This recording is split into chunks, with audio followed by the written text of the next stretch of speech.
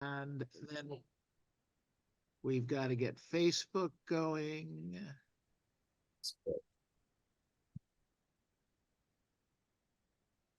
Very exciting. I have no idea what we're talking about. That's why this is exciting, because whatever you hear from me today will be authentic, because I have no idea what we're talking about. Dimitrios, or also known as Jimmy the Greek. Yeah. Depends who's calling. Exactly. All right, hold on here. We're connecting up with the world. Oh, God. Just that, eh? No pressure. Uh-huh. How's my pocket square? Am I good? DK, I got a question. How Okay. close were you to Jimmy Gold got it sold? Was that a joke or were you really considering that? It's written down. I shit you not. I was going to do Jimmy Gold gets it sold. I was this close. I was literally true story of how I came up with Agent DK. I was door knocking and I had my business card like this and I didn't know what the hell I was doing. And I wasn't Mike Ferry trained at the time. And it's like, and this little old lady answers the door and I said, "Hi, my name is Dimitrios Kalogeropoulos." She's like, "What? What did you say?" I said, "Oh, I'm just door knocking," and she said, "Give me your card." She ripped it out of my hand. She goes, "I can't say your goddamn name," and she slammed the door in my face. I was like, "Holy shit, this is not fun." And I kept saying I got to change my name, and then I'm like, "But that's disrespectful to my family and my culture. What do I do?" And then I literally saw a bus drive by that had a Calvin Klein ad, CK. I'm like, done. R&D, rip off and duplicate. I'll just use that. DK worked for them. Why can't it work for me? So it wasn't like a genius marketing company that I hired. It was just my initials, but it worked. DK, when you're door knocking, sticks. Dimitrios Kalogeropoulos does not stick. Now that's great. It's great. It's a great story, and you are a great story. Live from Ottawa, Canada, DK, also known as Jimmy the Greek. All right, good job, good job. Good job. We're kicking off. This is our first interview of 2024. We're very excited about having you do this for us and on board. And why don't you do this? Take a couple minutes, give us like a Reader's Digest version of your business, how, when you got started, etc. And then we'll start going through some questions from there. Sure. Thank you for having me. It's exciting to be here, and it was great to see a lot of you in San Diego last week. Looks like we just missed a big flood there. So it was a great time. It was great to see everybody. Thanks for having me again. I am in my 11th year. So this August will be 12 years as a full-time realtor. Born and raised in Ottawa. I'll give you the quick version. I moved to Toronto because I was at the time selling TVs, high-end audio video stuff. And the highest end store in Canada is in Toronto. It's at the corner of Bay and Bloor in downtown Toronto. I got the job and worked in retail, continued to work in retail 7 days a week. It was in the basement. It was a very high-end location, but it was in the basement of the Manulife building, which is all concrete and like very depressing, not a lot of sunlight coming in. So yeah, so like, as you can imagine, thousands and thousands of interactions with people in the retail environment. I was very comfortable dealing with people, and but it was a revolving door. I mean, everywhere I worked, the customers came to me. So I figured the skills were transferable. When I got into real estate, didn't quite have the same impact that I thought I'd have. I always often say, Neil, I feel like I was Michael Jordan. I feel like I was a superstar in the wrong sport. I felt like I was Jordan playing baseball. I'm like, why was I successful here, but I'm not experiencing success in my first year in real estate? I really thought I was going to crush it. My last year in electronics, I made 99 grand. Pissed me off. Right. I didn't make 100,000.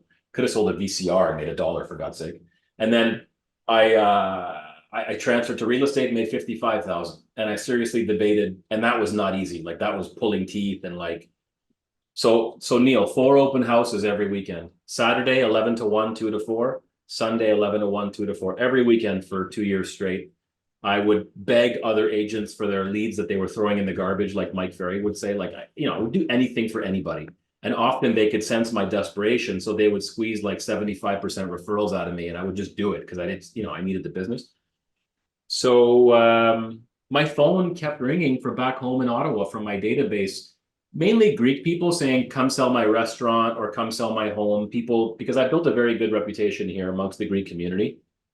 So I looked at my wife and I said, listen, can we give Ottawa a chance? Can we move back where I'm from for 1 year? If you're not happy, if it doesn't work out, we'll come back. Right? And she's like, I don't know, going from a city where the average price is $1 million to Ottawa, where it's like 400,000, does it make sense? Going from a population of 5 million to 1 million, it was like a step backwards. Nobody supported me except a couple of people. Did you have children at the time? No, my first son was born. My first son was born, and my second one wasn't yet here. He was on his way though. They're 12 and 14.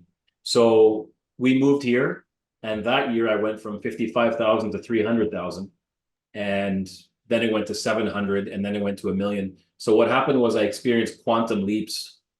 And then when I hit like 1.5, 1.6, that's when it started sort of like leveling off. And my coach said, okay, now it's about tweaking and about leadership and about different skills. Like there's only, you're selling 100 homes a year. It gets a bit challenging with time management, things like that.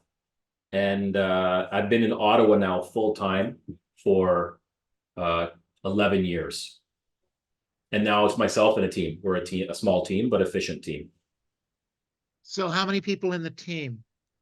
So I have, I always hate answering this question because my team seems bigger than it is because it's not that big. I've got 2 full-time admin, but for the longest time, for 9 years, I ran with 1 full-time admin. I just hired the second one now, like 9 months ago, because Sylvie, who's been with me for 10 years, she's pregnant with twins. So, Mike always says you want to have a stack of resumes at any given time and have people fully trained so that if your admin leaves you, you're not caught off guard. So when Sylvie got married, I ended up training a second admin, Andreas. Sylvie got pregnant with her. As soon as she got pregnant, Andreas slipped into the role. Sylvie came back from maternity leave. Andreas went into sales and Sylvie was alone. So I'm like, okay, she said to me, I want to have more kids. The second she said that to me, I went and found someone else because I know it takes 6 months to a year to properly train somebody to my standards. And I was right. Look, it's been 9-10 months now, and Sylvie's pregnant with twins. She's due in 3 months. So in a couple of months, I'll be back down to 1 full-time admin for at least 8 months. DK, can I ask you a question? Yeah. How long are your listing presentations? Because I only asked tell me about your team. I know. And it was I know. 27 minutes later. Okay, sorry. We're on a deadline here, buddy. Two full-time admin right now, myself and 3 other full-time salespeople working right now. There you go. There's the quick answer. All right, perfect. All right, and I think you said you personally are good for 110 deals. Yes. Got it. And that was in 23 or 20. That's the goal for 24. No, the goal for 24 is 165 for the team, 110 for me, and about 55 for the team, knowing that 5 will fall apart. Now you got me really concise. Okay, and then last year, hard. Last year you ended up doing 105 deals for yourself? Yeah. Okay. And your team did what? About 31 deals, I think it was. The reason I'm asking is I think you just said that your goal for this year was 110 deals for yourself. Personal, yeah. Yeah, and last year you did 105. Total, yeah. We had a bad year. I'm not thinking you're not stretching yourself enough, but I'm thinking you're not stretching yourself enough. We'll see. I always reevaluate my goal every single quarter with my coach, and we'll either adjust ahead or behind because her philosophy is you always want to be winning. So you don't want to set yourself up for failure. Like 3 years ago, we did 240 ends with me, 1 admin, and 2 salespeople, but everybody in this room had a crazy year at that time. Right. So it was a lot of market driven. So I want to be realistic, Neil. You know what I mean? I don't want to sell. No, I get it. 100%. I get it. So what I'm looking for, DK, in this conversation that would help these agents is the mindset that took you from the retail world. Right now? The mindset that took you from the retail world into the real estate world, and what it took you, because those are two different things. You were, retail is like holding out open houses, right? Yes, it's People exactly. come to you. So that's why you would hold an open house when you got started, Yeah. correct? Yep. Okay. Exactly. So first of all, what made you shift gears and get out of the quote unquote retail side of the business and move into the wholesale side of the business?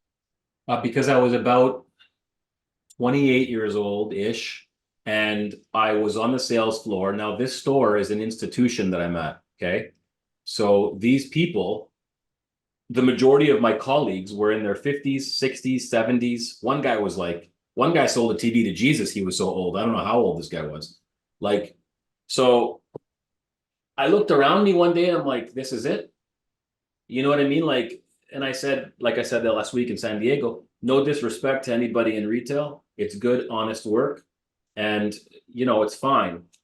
I just always aspired to be more, and I always wanted to be more. And when I was younger, I was not forced, I was sort of pushed into a life where I had to grow up fast because my family needed me to be there for them. So I skipped out on, I never finished university because I bought a house when I was 20. Didn't know what the hell I was doing, but I bought a house because my parents got a divorce. So, I missed a lot of clubbing. I missed a lot of partying. I missed a lot of that youth that men normally have in their 20s. I didn't do a lot of that stuff. And then I got pushed into retail. And the problem with retail, you make money. It's spending money. You're not wealthy, but you're making good money. For someone who didn't graduate university, 100 grand almost is good money when you're 25, 26 years old, again at the time. But then I looked around and I'm like, shit, man, this is it. I had to ask for permission to go take a piss. I had to ask for permission to go to take a lunch. It was demeaning, and like, even though it was a high-end retail store, a lot of those customers treated you like shit. So I just looked around one day and I said, there's got to be more to life than this. I think I have more in me to give. And I think that I'm playing small. I think God or whatever has bigger plans for me. So I was really inspired by real estate because I knew there was no glass ceiling. And I was really good on the retail floor, like really good, right? Like, but glass ceiling. I don't care how good you are. There's only so much money you can make. I was paying my mom's mortgage back home and I was living in a basement apartment that I was renting for $500 a month.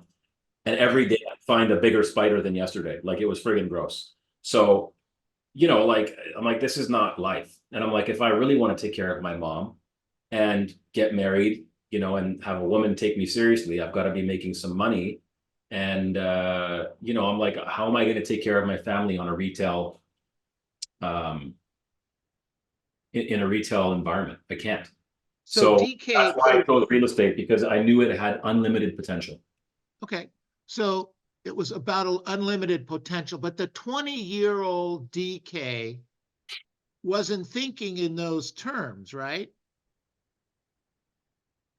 Think about the 20. Was there a book that you read? You didn't hear, there were no podcasts at the time. A friend that you were, what was it that lit this fire underneath you and brought you to where you are today? Because come on, guys and gals making a couple $1 million a year in Ottawa. That's kind of awesome. So my aspiration, thank you. My aspiration was to be a comedian. I know I'm hilarious. I know you guys are freaking out right now because I'm so funny. But that was my dream. My goal literally was to be on SNL, to be a comedic actor. I was always the class clown in school. When I was 15 years old, my sister almost died. She had a brain aneurysm and she was in a coma for a year. And it was a shock to my family. It's just something that it's something you're born with. It's just not hereditary or anything. Well, she lived. So it's a good ending, thank God. But for a year, she was in a coma. And my parents lost the restaurant they were working with. We had no money. Our church started giving us wheelchairs and ramps for our house and like giving us money to pay our mortgage. So that's when I say I became a bit serious. And I'm like, okay, my dad's a gambler and he likes to gamble. He wasn't stopping. So it was just a shit show all around. And I had to become the man of the family when I was 15 years old. And I never got to become that actor or that comedian, but in some ways I feel like I am, because when you're in sales, you have to put on a performance. And I feel like I'm sort of living that vicariously through this. I feel like I get to exercise that creative muscle through this job. But if you ask me, where did the fire come from? The fire came from me looking around and being like, my mom is taking care of my sister who's in a wheelchair now, who has to learn how to eat and walk and talk. If anyone knows anyone who's experienced an aneurysm, it's like a stroke, right? It's like she had to learn everything again, relearn everything, how to talk, walk, everything. And my family needed me. My mom was a waitress making fuck all. My dad was gambling anything he made. So I stepped up and I did what any, I think, good person would do for their family. I worked 3 jobs. I cleaned buildings at night. I'd sleep in my car. I'd go sell TVs by day. I tried to finish school, but it was killing me. So I quit school. And the fire never went out since that day. And that's why, Neil, that video I sent you is real, because the day I bought my mom a house was the proudest day of my life. Because you rewind 20 years ago, we have something called overdraft protection in Canada. I don't know if you guys know what that is, but if your bank account goes below 0, it goes into overdraft protection, which is like the red. I mean, I couldn't sleep, Neil. Every night we were in overdraft protection, like you're paycheck to paycheck. And I just, I vowed to never be in that position again. And I worked my ass off to ensure that that wouldn't happen. So that was the fire that was ignited, and it's never gone out since. That's a great story. I mean, I'm sorry you had to live through it, but it's a great story for motivation. But let me ask you a question. You're 10, 11 years into the real estate business now. Great things are happening for you. Would you say that for our audience, that's the only way? You have to hit rock bottom before you can make $2 million a year? No, I don't think that's totally true, but maybe. no, I don't think it's true, because I've seen other people achieve it, but I don't know if. So, okay. I think it's the recipe for me when I see people succeed that don't come from money, the people that don't come from like having a plan B, the struggle seems to be their source of power. It's just like famous comedians will often say their darkness is what gives them their humor. I find that when I talk to a lot of people that are self-made, or however you want to call it, often their source of their power is their ability to outlast the pain. They're just ordinary people. Like, we're all just ordinary, regular people that learned to outlast the pain and to learn to constantly have perspective. And by the way, I've read every book on gratitude. It's really hard to be grateful when your sister's dying, and when you see people that have raped women that are dying in jail a long life. And it's like, you start to question your faith. You start to question everything. Like, God, why take my sister's life when these bad people are doing bad things? So it really messes with your head. But even through all of that, you can find gratitude. You can find, if you can find the gratitude and the lesson, because I feel like the universe or God or whatever you believe in will always keep giving you the same lesson until you learn and move on. That's why you see so many people so unhappy. They haven't learned. Like, you're not picking up on the cues. God comes to us in whispers sometimes. It's just we're not listening. So I've become acutely aware of the whispers and of the signs, like opportunities all around us. It's just some people choose to see it. Some people have blinders on. Yeah, one of my favorite sayings is, we are where we are because it's okay with us. Yeah, like, Neil, I approached a woman in San Diego and I said, "How's your year?" "Oh, not so good. I made 400,000. I said, "Really?" I said, "Go talk to one of the waiters in the hallway, see what he says. He's going to tell you to go to hell." So she's like, "I guess you're right." I'm like, "Come on."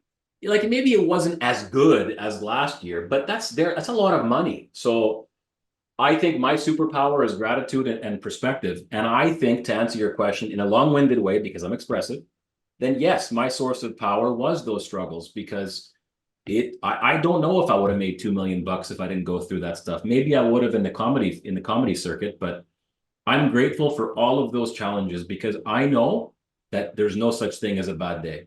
There's no such thing. I know I can tell you what a bad day is. It's holding my sister's hand on her deathbed on my sweet 16 birthday, when, that's a bad day. So don't tell me a deal falling apart is a bad day. So I'm grateful to have that perspective to draw on, because I always go home grateful. Always. Great story. Thank you for sharing it. Fantastic. So, um, to keep the fires burning, are there any particular books or authors or podcasts that you're listening to now that touch you? I just finished listening. I try to listen to 2 or 3 books a month. I put them on like speed 1.5, so it sounds like the chipmunks are reading them to me. But I'm a fan of the chipmunks, so it works out. There's a book I just finished that I really like, and it's called Wishes Fulfilled by Wayne Dyer. And what I like that he said, what I really liked that he said was, so we all know how important the mornings are, right? Miracle mornings. Everybody talks about that, but very few people talk about the time before you go to sleep. And apparently the 5 or 10 minutes before you lay your head down is more important than the morning. And the reason why is because our minds are active for 4 hours at least when we go to bed. So what do most of us do before we go to bed? We scroll on this stupid thing, we watch TV, or we think about all the crap from the day, the bad stuff. And then you go to bed. And now your subconscious mind is working towards focusing on that negativity. And guess what? Tomorrow's going to be another shitty day, because that's what you programmed yourself to think and believe. So I'm loving any book, any podcast that has to do with tapping into my subconscious mind, with that has to do with tapping into micro expressions or anything that allows me to slow down time and enjoy the moment. Because Neil, I'm going to be 44 in March, and I'm like, where the hell did it go? And like, you know what I'm saying? Don't start with age with me. You're a baby, baby. I'm an old soul. I'm an old soul, baby. So read that book, guys, because it was a very, very powerful. And that's just one nugget that I got from that book, and it just talks about, it's mainly about manifestation. So anything about manifestation or about positive thinking, surrounding yourself with positive people, any of those types of books are up my alley. Good stuff. Yeah. Okay, let's shift gears for a minute. I appreciate that. So going back to retail, the conversion from retail to wholesale real estate, and the explosion you were expecting that wasn't there for the first couple of years. Yeah. What kind of work were you doing? What kind of business? Was it just listed, just solds, expireds, or just only open houses? Mainly, well, no, everything. I was working 7 days a week, as we all do at the beginning. So open houses every weekend. And I was door knocking every single day. 7 days a week, I was door knocking. I was calling FSBOs primarily. In Ontario, in my province, it's illegal to call an expired. I mean, you can go to their door, there's ways around it, but I didn't really focus on expireds. I primarily focused on FSBOs because it was low hanging fruit and I needed the money now. And I focused on open houses. Okay. And that's where the business came from, right? Yeah. I was really good at it. So, for sales too. I was really good at it. It sounds clearly that you have a natural gift to gab and be able to talk to people, because that's how it worked out for you in retail. Yeah. But can I comment on that, Neil? Please. I had a gift of the gab, but I had the curse of not listening. So this sound like a normal real estate agent to me. Yeah, but as a hyper expressive too, I had to learn to tame the beast inside of me. I just get so excited. So I've really been conscious about listening with the intent of helping instead of listening so you can shut up and I can answer. So that was something that I've been working on really, really hard. Like I'm talking for the last 10 years. It's been a goal of mine, because yes, my mind is active, so I can respond to you quite quickly. I'm witty. But listening is a different skill altogether, and listening with intent. So yes, it's two different skill sets, speaking and listening. It's not even close. So my suspicion is what helped make you a great salesman in the audiovisual world had to do with product knowledge. Am I correct? You took the words out of my mouth. I would read every manual. I would memorize all the features and benefits. before I would get on the sales floor. That was my old school trainer. That's what he would say. I had to sit in the warehouse and read every single model. So, because the customer knew more than you, because you've got 50 TVs on the wall, but the customer knows more about that one Sony than you do, because that's all he's focused his whole attention on. So it's the same thing in real estate. When I hire a new agent, I say you have to preview 5 to 10 homes, a week, at least 1 or 2 a day. That's product knowledge. You need to know why this townhome is this much in this neighborhood. It's the same thing. It's just houses instead of TVs. So you get that. You experienced it in the past, but real estate agents, especially new ones, don't do that. So you think a new or newer agent, that would be an important thing to work on right away? You're not on my team if you don't do that.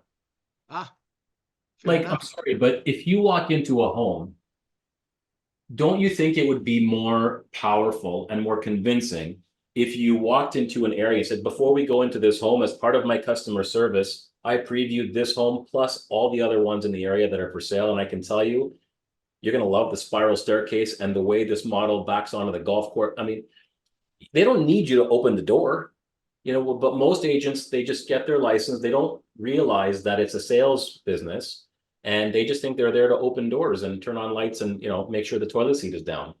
That's the thing. That's what you're selling, the experience. You're not selling the home. And yes, I believe that product knowledge of the area, knowledge of the homes, knowledge of the schools, this is all critical in conveying value to a buyer or a seller, because that's what you're conveying. Your X factor. Why pick you over Josie or Robert or Miguel, or what makes you special? Well, you're the only realtor that brought all the list of all the schools before we went. You're the only realtor that brought all the utilities, the heat, the hydro, the property tax. You're the only realtor that told me that there is a golf course there, but it's actually being rezoned and it might be condos. That's the difference. That's the X factor, taking that extra time and knowing what you're talking about. Yeah, but it's not sexy, so nobody spends the time doing it. Yeah, that's for sure. Yeah. Okay, so now you connect up with Mike Ferry. That was in the second, third, fourth year that you were in the business? 2 years. Second. How did you connect up with him? So some mortgage broker named Ted, nice Greek guy. He's like, Ted had a big head. Ted with the big head. He's like, Ted, I hope Ted's not watching this. Ted, I love you. He's like, Dimitri, this is my Ted. This is exactly how he sounds. Dimitri, you want to come and see Mike Ferry? I'm like, Ted, who the hell's that? And he's like, he's a guy from the US. I said, is it free, Ted? Because I'm broke. And he said, yeah, I'll buy your ticket. I said, sure, Ted, let's go to see Mike Ferry. So I go inside, never heard of this guy. And I sat in the front row, and it was a portion of the section on, I guess he was talking about mindset and limitations. And there was a gentleman that said, he put up his hand and he said, I can't be successful because of what's occurred to me in my life and whatever. And I don't remember his exact story, but Mike said, that's tragic. But how old were you when this happened? And, and he's like, I don't know, like 8 or 9. And Mike's like, that's horrible. And he's like, how old are you now? And the guy's like, I don't know, I'm like 58. And Mike was younger. He stomps on the stage and he goes, get over it. And he goes, that was then, this is now. So, I'm sitting there in the front row thinking, well, I can't be successful because I never finished university. My dad's a gambler and I'm sitting here in Toronto broke, paying my mom's mortgage while I'm living in this shitty spider infested friggin' apartment. Didn't meet a Greek girl yet. I'm like, what the hell's going on here? This isn't sounding too sexy. And I'm like, holy shit, he's talking to me. I mean, indirectly, I'm like, he's talking to me. I'm making all these excuses. I'm self-imposing all these doubts on myself. So I signed up. Mike's a good salesman. I came home. My wife is like, you spent $12,000 without talking to me. I'm like, don't worry about it. I put it on the credit card. We don't have the money. It's fine. And I signed up for coaching that day. And I tell you, it changed. I'll tell you the line that Mike said that changed my life. He said, give me 3 to 5 years and I'll make you a millionaire. So I'm sitting there broke in overdraft protection with just hanging out with me and the spiders on a weekend. And I'm like, I could live with that. I'll be 31 years old and be a millionaire. What's wrong with that? So I'm like, this guy's not full of shit. Every other coach out there was saying 90 days to greatness and 120 days to riches. Mike was the only guy that said 3 to 5 years. So I'm like, you know what? He's not full of shit. I believe this guy. Don't know who he is. I'm in. I'm all in. And I did exactly what they said. Exactly. Like I was all Did that also include learning the scripts and dialogues? everything. And I came home and I told my wife, if this doesn't work, I'll go back to selling TVs. This is it. This is the last straw. I was this close to giving up because I didn't know what I was doing. I wasn't really coached or trained. They don't show you how to sell in real estate school. So I'm like, I was confused. It was crushing my confidence because I was such a killer in electronics and I sucked at real estate. So it was really affecting me mindset wise. So the organization, the brokerage that you worked with at the time in the beginning, Yeah. did they have scripts and dialogues? Did they train that or what? So they had it, they put me through a Brian Buffini thing, and like you'd watch these videos that looked like they were filmed in the 70s, and it was creepy. There was a guy like at a bar and like, hey, you want to buy real estate? And it's like, what the hell is this? And then they kept saying, go get some pumpkins and deliver the pumpkins to your people and they'll buy houses. I'm like, number one, do I look like a guy who will bring a pumpkin to your house? I don't even know what a pumpkin is. Number two, I'm like, I'm not doing that. So I believe in a lot of the things that Buffini talks about. Like, I believe in cultivating your database. I believe in note cards. I do like handwritten cards. Like, I do a lot of the stuff, but I didn't have a database. I didn't have people to bring pumpkins to. Whereas Mike Ferry said, you need a deal today. Here, I can get you a deal today. I'm like, that's my guy. So no, they didn't really. There was one guy passed away now. He was such a nice guy. I went up to him, Rick Wall, the manager. I said, Rick, I'm hitting rock bottom here. What can I do? And he goes, you ever cold call? And I'm like, no. He pulls out this shitty old brown headset. He looked like he worked at McDonald's drive-through, puts it on, and he goes, watch this. And he starts cold calling right in front of me. And I was like, holy crap, this guy was like God to me, and I'd never seen this before. And he's like, that's what I do. And I was like, damn, where do I learn that, And then coincidentally, I met Mike through a Big Head Ted, and everything changed. That's great. What a Yeah. great story. Fantastic. Okay. So, out of respect to your time, I want to make sure that you can fly out of here when you need to. Thank you. Let's tell us, newer agent or an agent maybe that hasn't had the time, the money, the income, etc., in the last 3 years. Give me 3 or 4 things that you would focus them on right now. Maybe a new agent in your team. Confidence comes from knowing what to say. So when I sold TVs, I couldn't get my sales number until I role played with the store manager, and he felt that I was ready to hit the sales floor. Because people always say, man, if I only had a few more listings or leads, even if you had it, you wouldn't know what to do with it. So, you know what I'm saying? I'm not trying to be disrespectful, but you've got to learn what to say and how to handle it. What do they say, Neil, that like success is when luck meets opportunity? Like, even if you had the opportunity, would you know what to do with it? So, or would you even know it's an opportunity? So number one, I'd say, I know it's not exciting, but you need to role play every single day. Because I'm a natural born sort of like communicator, if you want to call it. Like I can pivot very quickly, and I still do it every day because I get complacent, because I have days where my energy is low. So I also recommend that you role play with different people with different accents, male, female, like Chinese, Greek guys, whatever. Like mix it up, because I don't know about you, but a lot of the people I talk to, every time I get someone on the phone, it's a different accent. So you have to be able to be versatile and really understand and listen. So that's what I would say. Work on your role playing every single day. I would say, 3 years without a sale is a lot of time, but I would reevaluate why you're doing this. Because if you don't have a good reason for why you're doing this, if you just got into real estate because you're trying it out, I just don't agree. When people tell me that, it really bothers me, because I take this seriously. I take this as an art. I didn't get into real estate just to try it out. Like I was serious about I'm proud that I'm a good, successful sales professional, put it that way. I don't look at this as a get rich quick scheme, or you know what I'm saying? So I think you have to look at why you're doing this. And if your motivation to do this is money driven, I don't think you'll ever be successful, because people can see you coming a mile away. if your aspiration is different in the sense of helping people, contribution, being serious about being good at this, because this is a skill, it's an art, then I think that you'll experience more success. If your goal is, so real quick, I have this deal board where I used to be like rip off. We like, let's say the goal was 100 deals a year, and every time my team would do a deal, we'd rip off a piece of paper and counts down. And if we got to 0, I'd take the team to Vegas. And one day I realized, what am I doing? Like, my team was so focused on the deal and not focusing on the client. And I think we succeeded in making a lot of sales, but failed in making a lot of people long-term clients. So instead, we're focused on like Google reviews. We're focused on like how many people can we serve? Kind of like Mike Ferry said the other day, stop using the word hunt, because when you're hunting for something, you're killing it. It's not a good connotation, right? Searching for a sale, searching for people to help.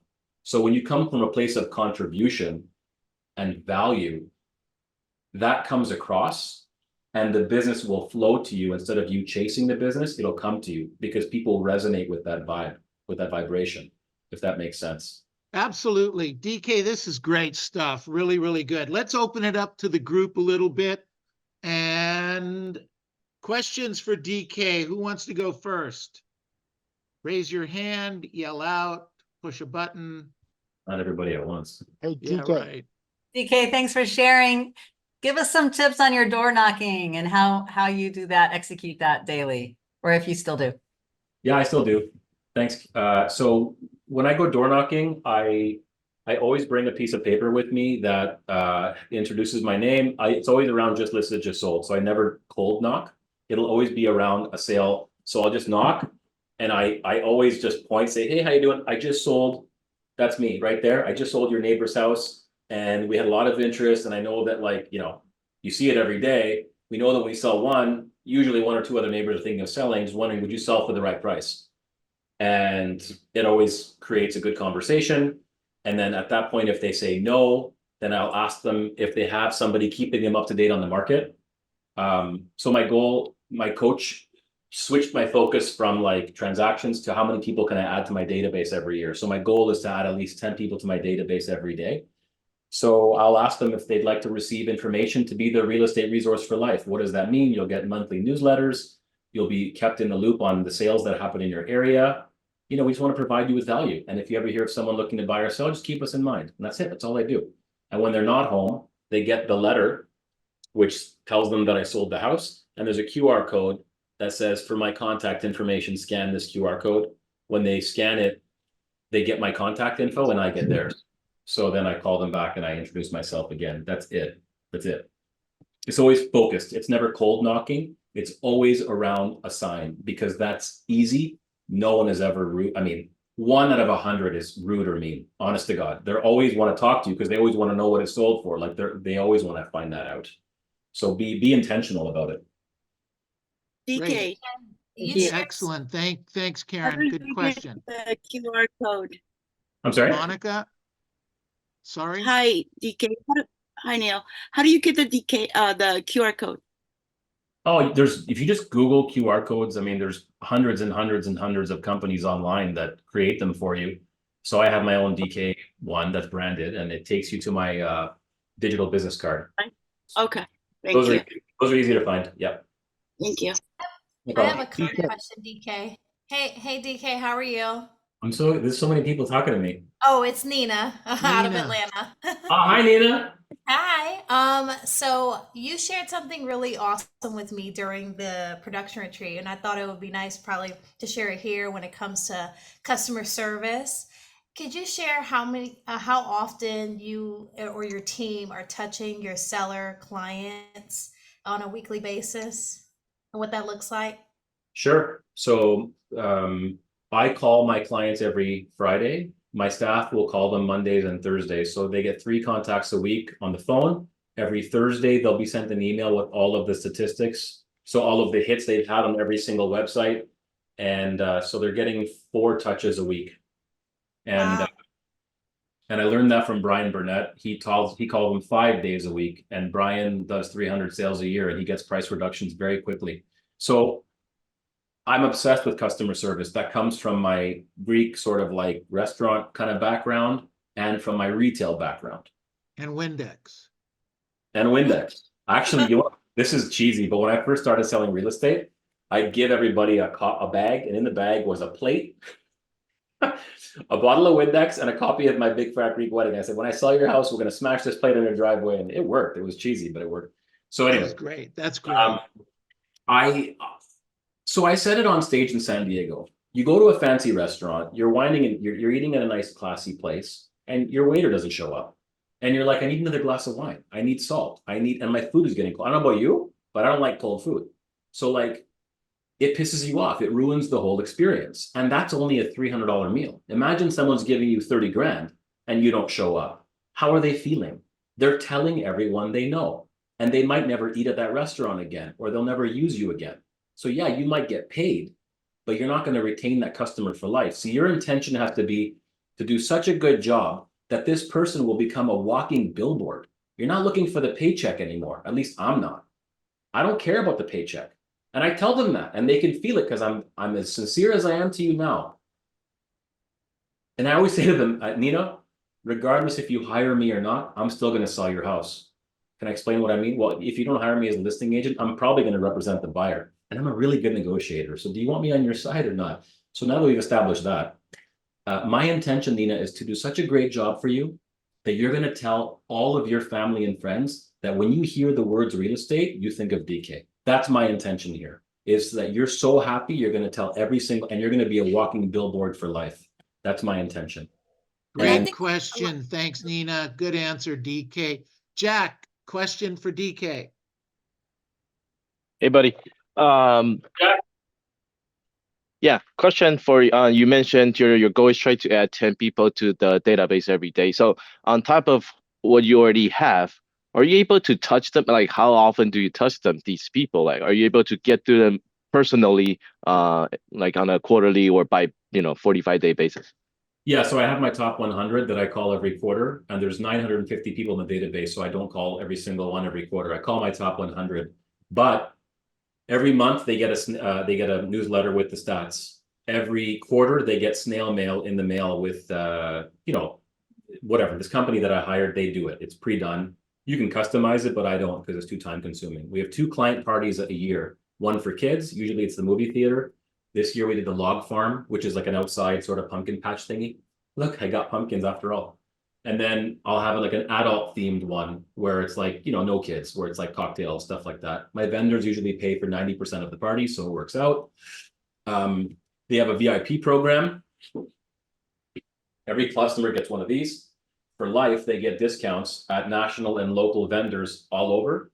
So this is one way of saying thank you for life. So they get this little card here, and all it is just a fancy card, but it's companies that I personally work with that I've negotiated discounts with all over. Like one of my customers texted me the other day and said, I just got $300 off of Park and Fly at the airport because of your VIP program. Thank you very much. So we have this. We touch our database about, if I had to guess, 20 times a year. It's a lot. It's a lot. Got it. We also do our food drive during the Christmas. So I'll call my whole database, not ask for business, I ask for food. And I asked for toys for the toy drive. And this year, we raised a lot of donations that way. So quite a bit. I can't remember them all right now, Jack, but there's a lot of touches. Mm-hmm. Cool. Thank you. Excellent, Jack. Good stuff, DK. Aaron, you had Hey. a question? Yeah, I did, DK. I saw on your Instagram that VIP program, so you kind of answered it a little bit. Do you have a website or a landing page because there's a QR code on the back of that, correct? That VIP card? Yep, it's a QR. It's just called Corporate Club. You guys have it in the Okay. US. Google Corporate Club. Okay. Very good. It's like $700 for the year. It's cheap. Easy. That was my question. Thank you. Well, All right, good stuff. All right, DK, other questions for DK? Raise your hand. I got 10 minutes. So DK, I got a question for you, and always a pleasure to see you in person, a pleasure to see you here on Zoom. Thanks, man. You've gone through some pretty real trials in life, and yet every time I see you either on Zoom or in person, you're like the light of the room. So, and real estate is obviously can be a very dramatic and dragging business as well. what do you do to stay upbeat, to stay energetic, to stay positive, no matter what's going on around you in life or real estate? Good to see you too, man. So thank you for that.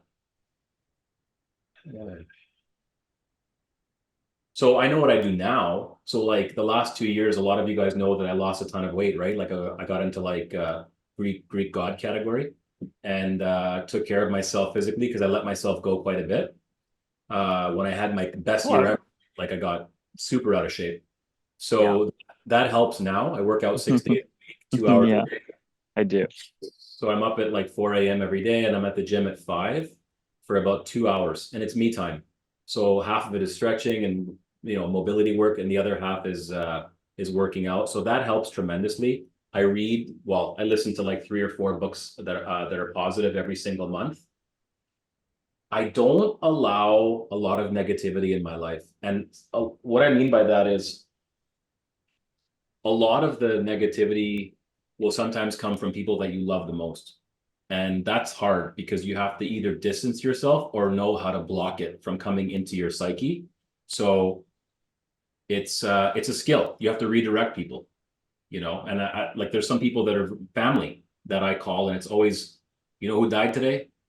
Fuck, like it's sad, yes, and I should know that, and like I should send flowers, but like I'm alive, and like we're still here, and like I have I have people to take care of. I can't go to a funeral every single day. So I really try to be respectful of everyone's pain and all that, but I'm not going to engage too much unless it's a cry for help or something. Like I just find the world is so down, and so it's hard to find people that are vibrating on a positive frequency. So I try to surround myself with people that are vibrating at that frequency. They don't have to be wealthy, but they definitely have to be happy, excited about life, excited about trying new things. That's my jam. And if it's not in alignment with that, I don't want any part of it. I'm not going to be there. I don't want to gossip. I don't want to be part of any sort of like, that's my vibe. Great answer, DK. Thank you very much, Robert. Simon, you had a question? Yeah, can you hear me? Yeah.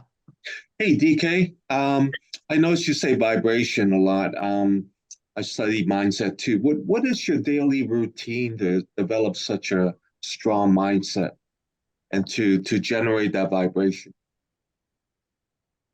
Well, I think my environment plays a big role. So for example, you can see the quote on my right shoulder. That's sort of my life motto, because I already told you what I missed out on some of the stuff where maybe I shouldn't have when I was younger. Work while they sleep, learn while they party, save while they spend, then live like they dream. In front of me is this guy constantly spitting on me and giving me shit.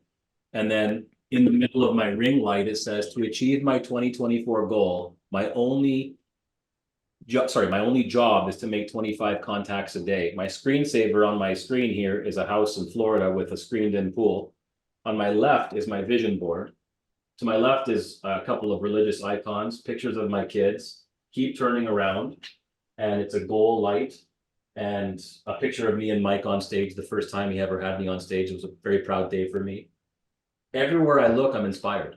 There's nowhere in my office that I look that I see anything that doesn't trigger reminders of positive things or things that I need to achieve. No, it's impossible to find it in my environment.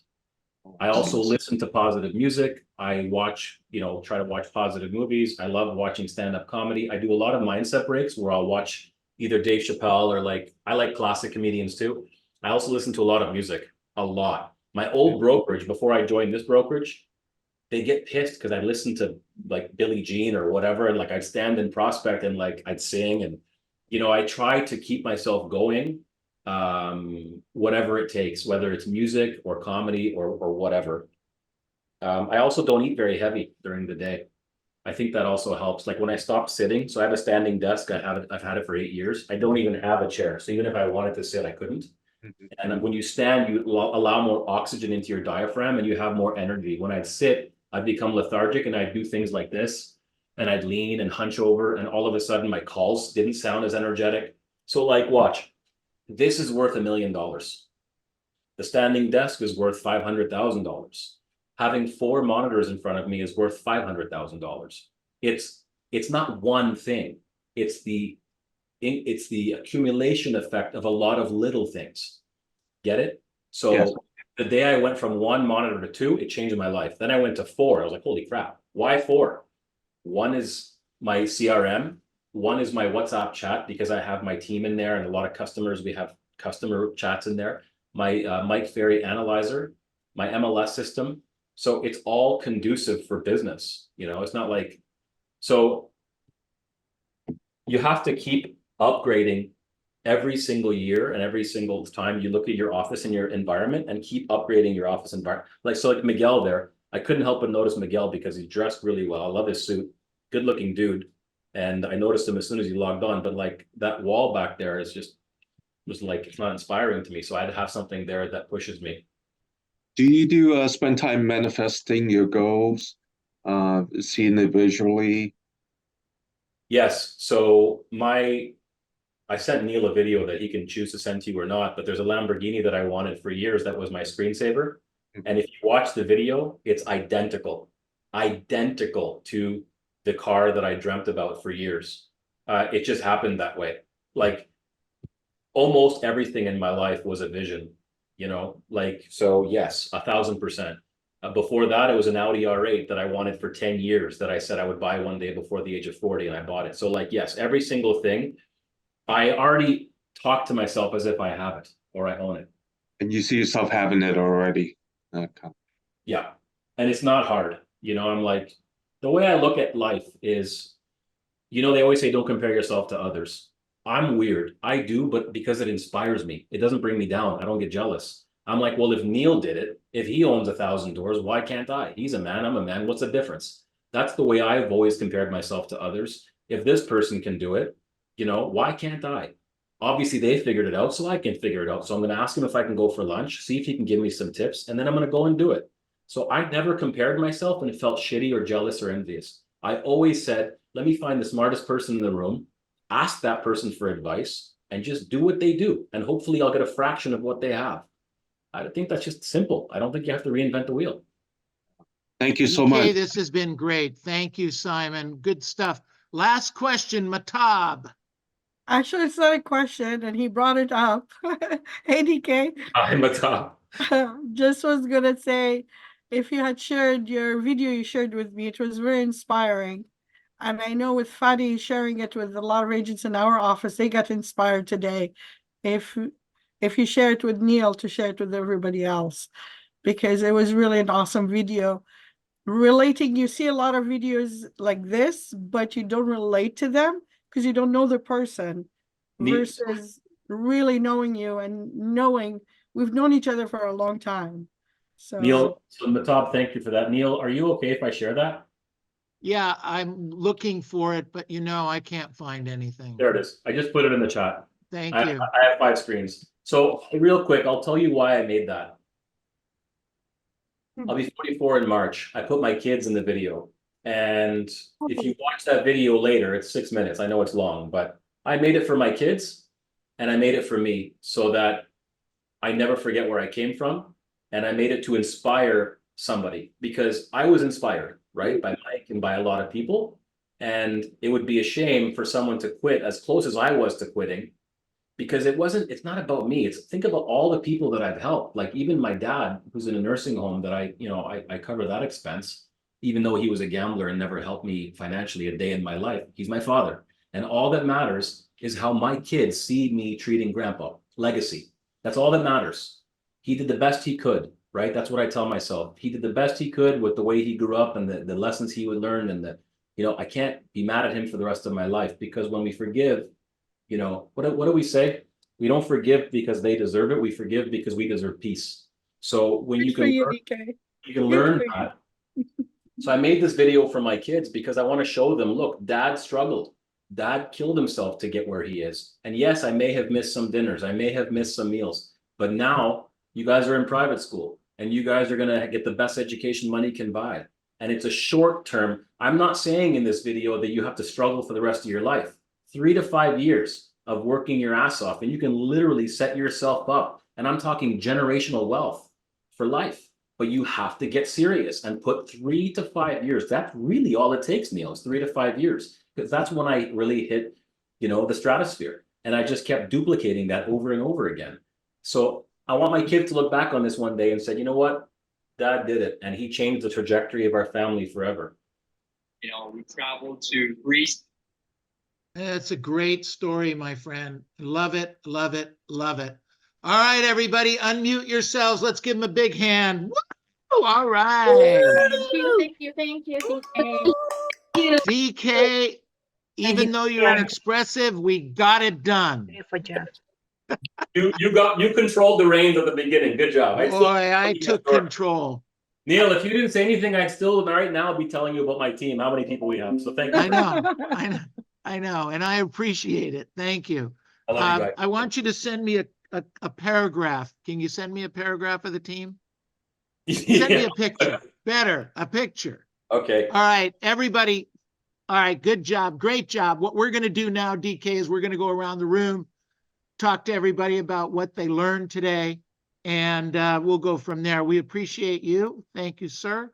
And I drive safely to your next appointment. May I ask one thing, Neil? Of course.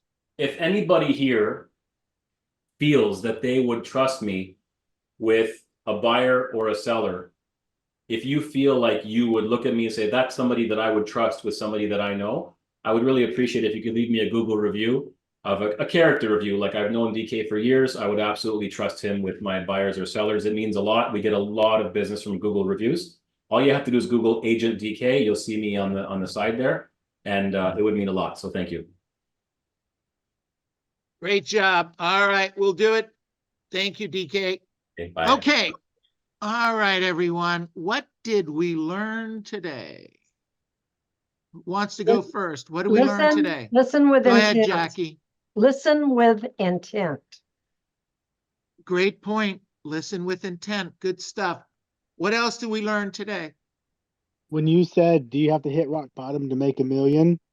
I heard DK say, obviously no, but sometimes life will give you your hard and you can use that. Or I heard, no, you pick your hard. Broke is hard. Working hard is hard. So that's what I got from him. Good. Perfect. Good stuff. Okay, what else did we learn, Josie? Confidence comes from knowing what to say.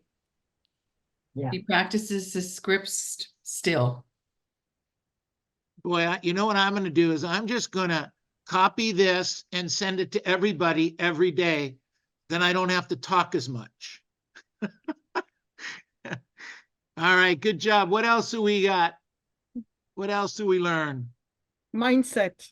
If your mindset is not strong, your attitude is not there. Attitude and expectation, right? Yeah, that's it. Expectations and attitude. Remember, attitude, approach, and expectation.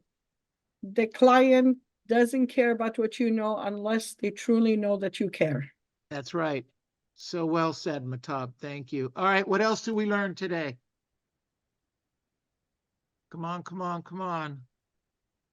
What else do we learn? That's it? Neil, I have one. I have one. Who wants ahead, to go? Carmen. Okay. Come from a place of contribution. Absolutely. Place of contribution. Thank you. All right. Vanessa says struggle is the source of power and customer service obsession to retain the customers. Very good thought. Excellent. What else did we learn today? Do your homework on the property and the surrounding properties with the school districts, how much crime. 100%. That actually isn't a new idea, yet most real estate agents don't do it. Okay. I mean, that's real estate 101, you guys. And I, my team knows that what we talk about every day is previewing property every day, maybe 2-3 times a day. When And, I started real estate, Neil, I used to preview at least 30-40 homes a week. Yeah, no, I mean, a lot of us did. I mean, that's where I started. That's where Marty Rodriguez started. anybody that does business in high volume, has seen hundreds and thousands of properties, but you can't teach experience. You have to go through it. So the only way you can go through it is see 5 houses a day, 5 days a week. That's 25 houses at the end of the week. And then, and do that for 40 weeks. And that's 1,000 houses at the end of the year. And if you've seen 1,000 houses in your marketplace at the end of 12 months, you win because nobody else did it. You know more about your market than anyone else. And then knock 10 doors around each one of those. That would be 10,000 door knocks at the end of the year. Now, if you door knock 10,000 doors and you visited 1,000 homes, you're going to be a winner in the next 12 months. But agents, for some reason, and I don't want to use the word lazy, but that's the first word that comes to my mind.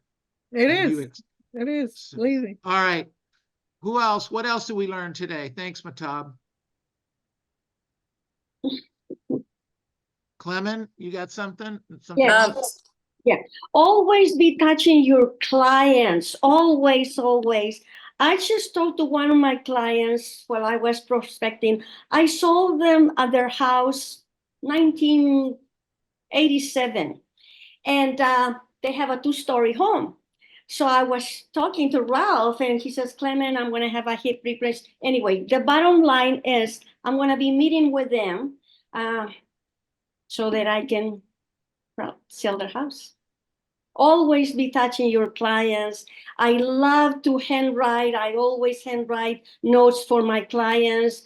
I invite them over for lunch or for breakfast. That's what we learned absolutely from DK today. You bet, Clement. Keep up the great work. All right, what else did we learn today? Practice with people with different accents. So that will help you to understand when you talk to people with different accents. So I love it. I'm one of those. Absolutely, The one that the accent.